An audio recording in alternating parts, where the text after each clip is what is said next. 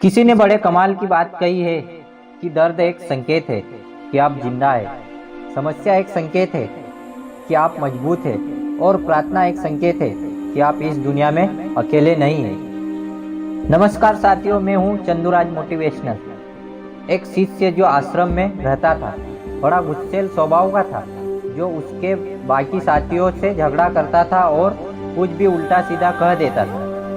उससे कंट्रोल नहीं होता था। जब उसे गुस्सा आता था तो अनाप शनाप बोलते चला जाता था और लगभग उस आश्रम में जितने लोग रहते थे उनसे अपना रिश्ता खराब कर चुका था। एक दिन वो अपने गुरु के पास पहुंचा। उसे रियलाइज हुआ कि उससे कोई भी बात करना नहीं पसंद करता। बात करना तो दूर की बात है, उसका चेहरा देखना कोई पसंद नहीं करता। उसने अपने गुरु से कहा, गुरुजी मुझे समझ में नहीं आ रहा है कि क्या होगा। मैं सारे लोगों से बातचीत बंद कर चुका हूँ, कोई भी मेरा चेहरा देखना पसंद नहीं करता। मेरा व्यवहार मेरे खिलाफ हो गया। मुझे बस आप यह बता दीजिए कि आप इतने शांत कैसे रह लेते हो। मैं आपको देखता हूँ, आप बहुत ही निर्मल वाणी में बात करते हैं, बहुत मीठी बात करते हैं, बहुत अच्छा स्वभाव है। आप किसी से झगड़ा नहीं करते, आप किसी को उल्टा नहीं कहते। मुझे बस आपका सीक्रेट बता दीजिए, शायद मैं कुछ कर पाऊँ। उसके जो गुरु थे उन्होंने कहा, बेटा मुझे अपना रहस्य तो नहीं पता, पर तुम्हारा रहस्य जानता हूँ। आज से 7 दिन के बाद तुम्हारी मृत्यु हो जाएगी। यह सुनकर जो वह शिष्य घबरा गया, उसका दिमाग खराब हो गया। उसने कहा, यह क्या कर रहे हो? उस आश्रम में यह बात कोई और कहता तो शायद उसे यकीन नहीं होता, लेकिन वह गुरुजी थे जो जाने माने विद्वान थे। उन्होंने कह दिया। उसे लगा कि वाक्य में ये तो सब जानते हैं, भूत भविष्य वर्तमान सब पता है। 7 दिन के बाद मृत्यु होने वाली है। जैसे ही गुरुजी के कक्ष से बाहर निकला, आश्रम में जो पहले व्यक्ति दिखा उससे हाथ जोड़कर माफ़ी मांगी। भाई तुम्हें उस दिन मैंने कुछ कह दिया था, माफ़ करना। फिर दूसरा व्यक्ति दिखा, उससे माफ़ी मांगी। याद करता जा रहा था किसे क्या कहा था, माफ़ी मांगता जा रहा था।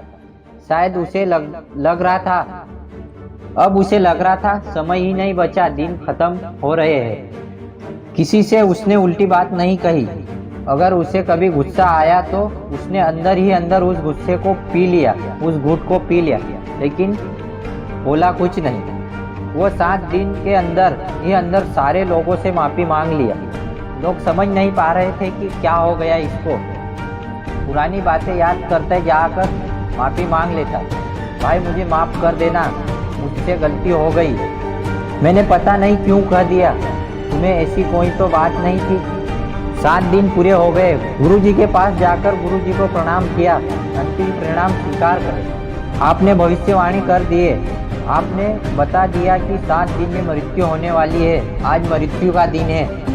गुरुजी ने कुछ पूछा, एक बात बताओ, क्या इन 7 दिनों में गुस्सा आया? क्या किसी को कुछ कहा? हाँ, गुस्सा तो आया था, पर किसी को कुछ नहीं कहा।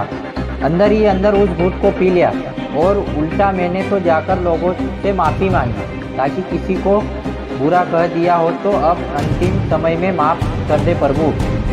गुरुजी ने कहा, बस यही मेरे निर्मल रहने का व्यवहार का सीक्रेट है। मैं यही मानकर चलता हूँ कि इस क्षण ही मेरी मृत्यु हो जाएगी, इसलिए मैं कभी किसी को कुछ कहता ही नहीं। अपने व्यवहार को ऐसे रखता हूँ जैसे आज मेरा अंतिम दिन। तुम्हें समझाने के लिए मैंने ये झूठी भविष्यवाणी कर दी थी। अभी तुम्हारे जीने में बहुत दिन बाकी है, आराम से जियो। छोटी सी कहानी है, लेकिन ये कहानी गुरु शिष्य की नहीं है। ये कहानी आपकी और हमारी है। आपके और हमारे पास भी 7 दिन ही बचे हैं। Sunday, Monday, Tuesday, Wednesday, Saturday और फ्राइडे, सैटरडे। इन 7 दिनों में अपना भविष्य और जीवन सुधारना है। ये मान के चलिए कि बस 7 दिन ही बचे हैं। शायद आप अपनी लाइफ में चमत्कार दिखाएगा। देर से ही सही, लेकिन बनेंगे कुछ जरूर। दोस्तों, कहानी अच्छी लगी हो तो कमेंट में जरूर बताना।